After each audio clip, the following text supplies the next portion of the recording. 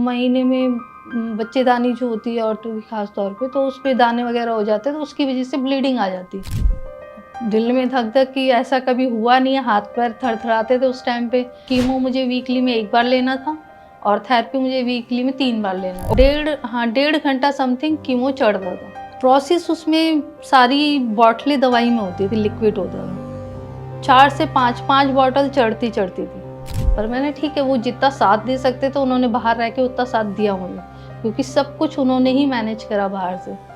बाहर जाने से डर लगना, मतलब काम पे जा रही हूँ, कहीं जा रही हूँ तो ये डर लगता था कहीं ब्लीडिंग स्टार्ट ना हो जाए मुझे। पहला बोलना आसान होता है, जिसके ऊपर बीत रही है वही जानता है कि वो क्या करेगा आगे। मेरा नाम अंजलि, मैं एक सर्वाइकल कैंसर से पीड़ित थी, बट अब बिल्कुल क्लियर है मेरा। तो मैं चाहती हूँ कि जो मेरे अंदर उस टाइम पे फीलिंग्स थी वो मैं आप लोगों को बताऊँ। एक्चुअली उस टाइम पे मैं मतलब डेट का एक इशू था, बट टाइमिंग से आगे पीछे हो जाता था। पर उस टाइम पे कभी 15 दिन में, कभी महीने में ओवर कुछ ज़्यादा ही ब्लीडिंग होनी शुरू हो गई थी मुझे। तो मुझे नहीं समझ में आ रहा था कि हुआ क्या है? एक आध बार चलो ठीक है, हो जाता है कभी-कभी। तो मुझे लगा शायद मिसकैरेज भी हो सकता है। तो मुझे थोड़ा डाउट सा हुआ कि ऐसा क्यों हो रहा है? और ब्लीडिंग भी कोई छोटी-मोटी नहीं, काफ़ी, मतलब मैं खुद शॉक हो जाती थी देख के कि इतनी ब्लीडिंग कैसे मुझे? तो मैंने बोला थोड़ा टाइम, नहीं समझ में आ रहा था, किसको बोलूँ, बात किससे शेयर करूँ? तो मेरी बड़ी दीदी है, मैंने उनको शेयर करा। तो उन्होंने बोला हो सकता है ये एक प्रॉब्लम होती है, तो उसकी वज़ह से भी हो सकता है। महीने में बच्चेदानी जो होती है औरतों की ख़ास तौर पे, तो उस पे दाने वग़ैरह हो जाते हैं, तो उसकी वज़ह से ब्लीडिंग आ जाती है। तो मैंने सुना था और देखा भी था ऐसा केस, क्योंकि 1-2 बार डॉक्टर के पास किसी रिलेटिव में, किसी में जाना, तो वहाँ पे दिखाते थे, इसको ये प्रॉब्लम है, तो इसकी ये ब्लीडिंग रुकती नहीं है। तो मुझे रिमाइंड हुआ उस टाइम पे, मैंने बोला वो ब्लीडिंग रुक-रुक करके होती है, वो एकदम से नहीं होती, कंटिन्यू होती रहती है। तो मैंने बोला मेरी तो कंटिन्यू नहीं हो रही, मेरी महीने में 1 बार हो रही है और अनलिमिटेड, मतलब वो तो हो ही जा रही है, मैं तो परेशान हो रही हूँ। किसी से बोल भी नहीं पा रही हूँ, किससे शेयर करूँ ये बातें। तो दीदी ने ही बोला, मैंने बोला ठीक है मैं देखती हूँ, डॉक्टर को दिखाती हूँ। डॉक्टर को दिखाया, ऐसे ही नॉर्मल डॉक्टर को दिखाया अपने उधर। तो उन्होंने बोला कि कुछ नहीं, स्वेलिंग वगैरह है, थोड़ा-सा इन्फेक्शन है, ठीक हो जाएगा। थोड़ा-सा रिलैक्स हुई, मैं बोला हो सकता है इन्फेक्शन वगैरह हो। मैंने अपना उनकी दवाई अल्ट्रासाउंड वगैरह करा के वापसी घर आ गई। लेकिन फिर वही स्टार्ट, दिल में धक-धक कि ऐसा कभी हुआ नहीं है, हाथ-पैर थरथराते थे उस टाइम पे। बिलीव नहीं करोगे, वो अभी भी मेरी आँखों से जाता नहीं है मंज़र, जब वो ब्लीडिंग होती है। याद आता है सब और बोल नहीं सकती किसी से। हस्बैंड को भी नहीं बोल पा रही थी, वो भी नहीं समझेंगे। मैं क्या करूँ, क्या करूँ? फिर ऐसे ही इत्तेफ़ाक हुआ कि वो भी घर पे ही थे, तो एकदम से ब्लीडिंग हुई। तो मैंने फिर दिखाया, उस बात को 3 महीने करीब गुज़र चुके थे। मैं फिर दिखाया, मैं ये देखो ब्लीडिंग कितनी होती है। फिर थोड़ा-सा शॉक हुए, ऐसे कैसे हो गया? मुझे नहीं पता क्या हो रहा है ये। फिर लेके गए डॉक्टर के पास। इमरजेंसी गए हम बतरा पे। बतरा में गए तो वहाँ पे मेरी सिस्टर है छोटी, वो वहाँ पे मतलब काम करती है, तो उसने थोड़ा-सा रेफ़रेंस निकाला। फ़ीस वग़ैरह बची, ठीक है, डॉक्टर को चेकअप कराया। डॉक्टर ने डाँट लगाई उसी टाइम, इन्फेक्शन वग़ैरह ज़्यादा देखा होगा, तो डाँट लगाई। फिर वहाँ से उन्होंने बोला कि बायोप्सी टेस्ट कराना पड़ेगा, तो वहाँ पे तो काफ़ी महँगा था। मैंने बोला एकदम से कैसे करा लें यहाँ पर। 5 मिनट बैठे हम, मियाँ बीवी दोनों बैठ कर के वहाँ सोचा हम लोगों ने क्या करें, क्या ना करें। फिर मैंने बोला नहीं यार, इतना महँगा थोड़ी ना करा सकते। उस टाइम पे वहाँ पे, ये 19 की बात है, 19 में वहाँ पे हो रहा था 25-30 हज़ार रुपए। तो मैंने बोला किसी से पता करो, कहीं तो कुछ तो निकलेगा। तो फिर उन्होंने पता करा, फिर उसी दिन मालवीय नगर में कोई जान-पहचान से निकला, तो वहीं पे वो टेस्ट नॉर्मली 4-5 हज़ार में हो गया। वो टेस्ट का फिर वेट करा, देन निकले थे मार्केट, तो इन्होंने बोला मैं रिपोर्ट भी लेनी है, रिपोर्ट देख लेते क्या है ये क्या नहीं। तो वहाँ गए, रिपोर्ट लिया डॉक्टर ने, तो सुनाया, मुझे तो कुछ समझ ही नहीं आया। कहने लगी फर्स्ट स्टेज है, कैंसर है। मला कैंसर है, अब मुझे तो कुछ समझ में ही नहीं आ रहा कि करूँ क्या? मैं बोला हो सकता है कुछ भी हो, फिर अभी इसका इलाज कहाँ से करें? जी राजीव एक है हॉस्पिटल कैंसर का, उधर पता करो। फर्स्ट है अभी तो तुम कर लोगी कवर, ज़्यादा लेट मत करो। हस्बैंड से बात करी, वो भी थोड़े से शॉक कि क्या करें? फिर इधर-उधर डॉक्टरों के बहुत चक्कर काटे, नहीं समझ में आ रहा था कहाँ से स्टार्ट करें। महीना भर निकल गया सिर्फ़ डॉक्टरों के पास इधर-उधर जाते-जाते। फिर फरीदाबाद में किसी ने सजेस्ट करा, सही फरीदाबाद गए।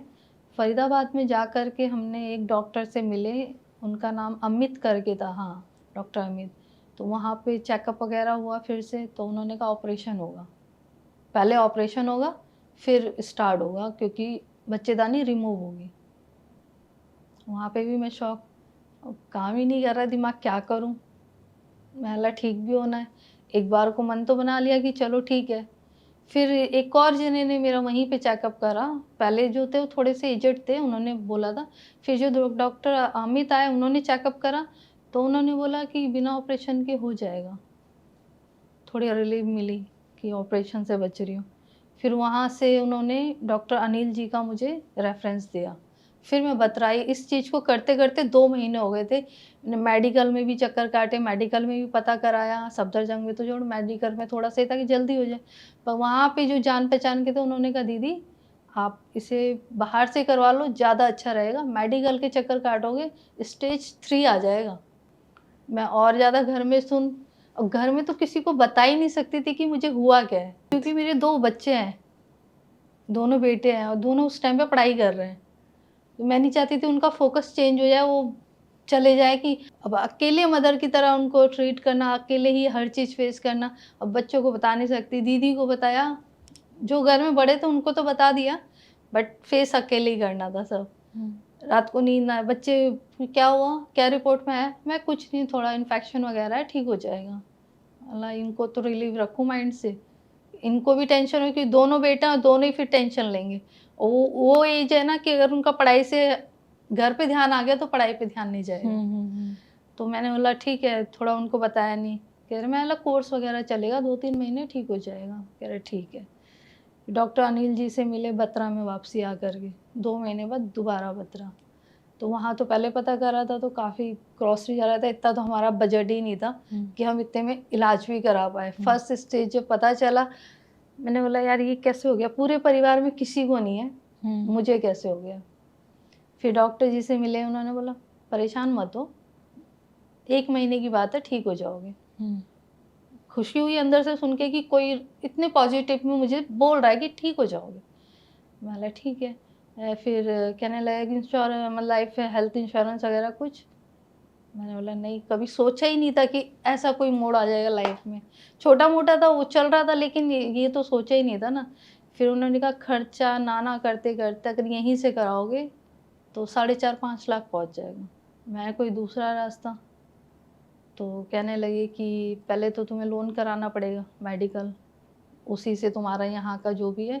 जो मेरी थेरेपी होती थी वो मतलब यहाँ पे होती थी बत्रा में। पहला ट्रीटमेंट था मेरा थेरेपी और दूसरा था कीमो। कीमो मुझे वीकली में 1 बार लेना था और थेरेपी मुझे वीकली में 3 बार लेना था। और थेरेपी में मतलब शुरू-शुरू में जब गई मुझे भी नहीं पता था थेरेपी में क्या होगा, क्या नहीं होगा, क्योंकि ये लाइफ़ का एक्सपीरियंस है जो शायद कभी भूल भी नहीं पाऊँगी मैं।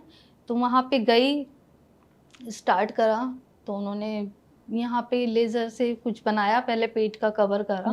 लेज़र से ही पूरी वो सिकाई होती थी, जो अंदर की बच्चेदानी पे इन्फेक्शन है वो ख़त्म करने के लिए। तो दवाई तो कुछ नहीं लगी, जो भी चढ़ता था कीमो में ही चढ़ता था। तो उस टाइम पे डर बालों का भी था मुझे अपने, कि अभी तो इतनी एज भी नहीं है, बाल निकल जाएँगे सारे। तो डॉक्टर बोला इतना मत घबराओ, ये आपके साथ एक और बैठी हैं, इनको तो सेकंड स्टेज कुछ है और ये 52 करवा चुकी हैं। मैं ठीक है, हिम्मत तो नहीं हारूँगी, करती हूँ। फिर वहाँ से स्टार्ट करा बत्रा से, जो लेज़र थेरेपी होती थी मेरी, वीक में 3 बार, 1 दिन छोड़ के अगले दिन जाना होता था। तो वही फिर स्टार्ट हुआ मेरा कि लेज़र थेरेपी लेनी है, वीक में 3 बार और खाली पेट जाना होता था, क्योंकि कुछ खा के जाना नहीं होता था। टाइमिंग था वही दिन का। मैंने बोला मतलब मुझे ऐसा टाइमिंग बता दो दिन का 1-2 बजे का, मैं यहाँ आऊँ, यहाँ से फिर मैं अपने ऑफ़िस चली जाऊँ। मैं काम भी करती थी ना, तो काम भी नहीं छोड़ सकती थी, काम भी करना ज़रूरी था। वहाँ तो फिलहाल किसी को बताया ही नहीं था। फिर मैंने बोला यहाँ स्टार्ट करती हूँ। उधर गई, कहते थे ठीक है। मैंने बोला इस तरीके से हाफ डे मेरा डे से नाइट तक काम भी लग जाएगा, मैं अपना थेरेपी भी करा लूँगी। उस टाइम पे मेरी जो पूरी स्ट्रेंथ थी वो मेरे बच्चे थे और कुछ नहीं दिखता था मुझे। मुझे ये दिखता था कि अगर मैं हिम्मत हारी तो ये दोनों कहाँ जाएँगे? क्योंकि मुझे कहते हैं ना आज के टाइम पे किसी पे कोई नहीं है, ये बात फैक्ट है ये।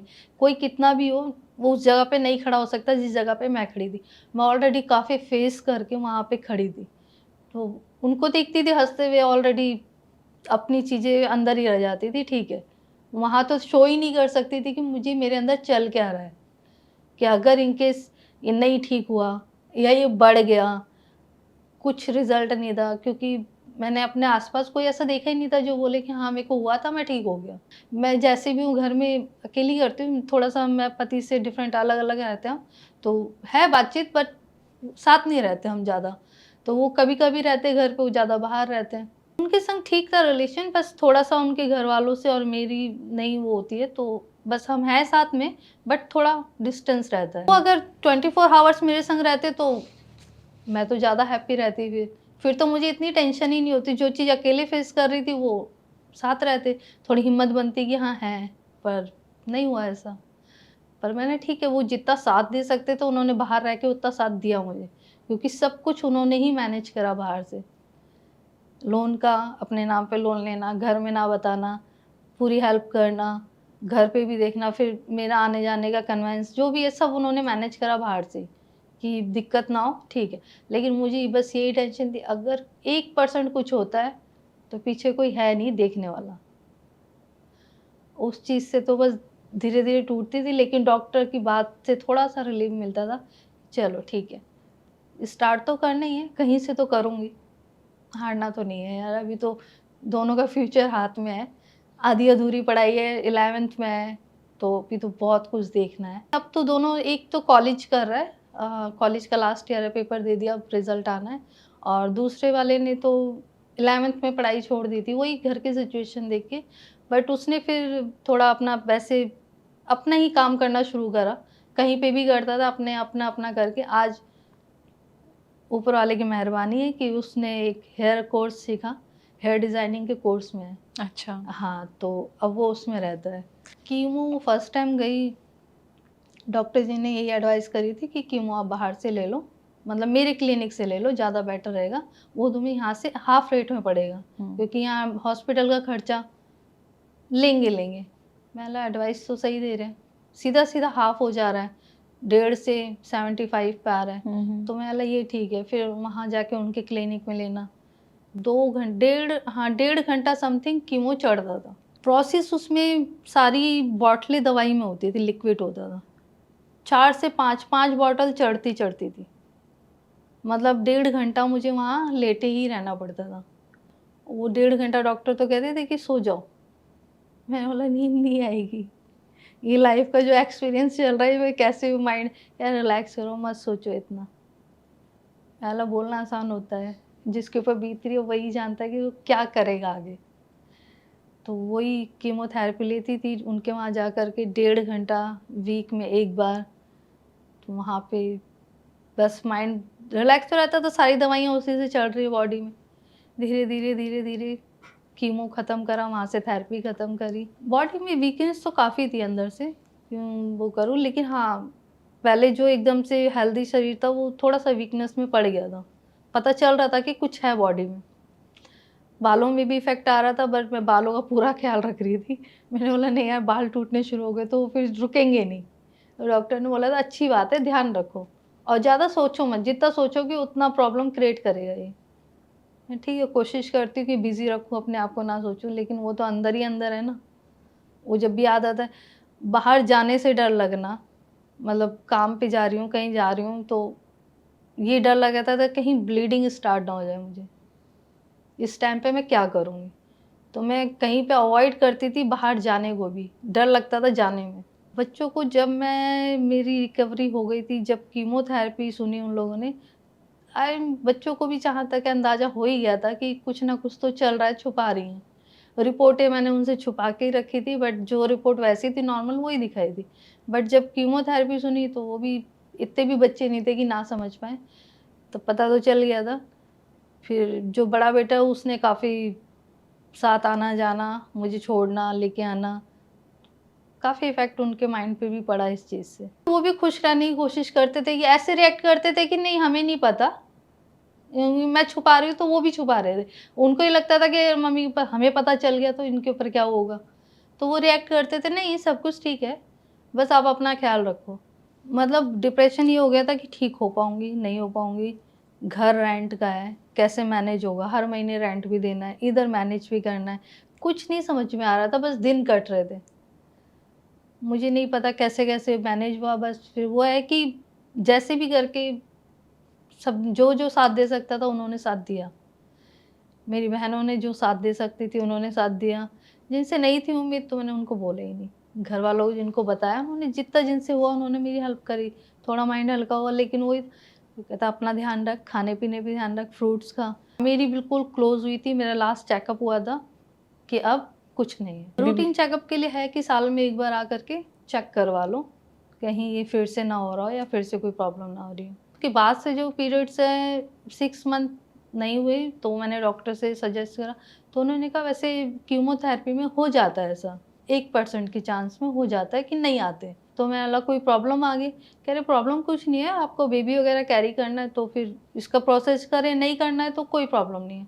मैं नहीं बच्चे तो नहीं चाहिए मुझे, लेकिन फिर भी ये डेट्स नहीं हो रही है मुझे। कह रहे नहीं इसकी कोई दिक्कत नहीं है, आप आराम से रह सकते हैं। जो मेरी तरह होंगे वो डर जाएँगे अंदर से कि क्या करें, जो ख़ास तौर पे फाइनेंशियल प्रॉब्लम में होंगी, कि वो रेंट पे रहती हैं, वो कैसे मैनेज करेंगी?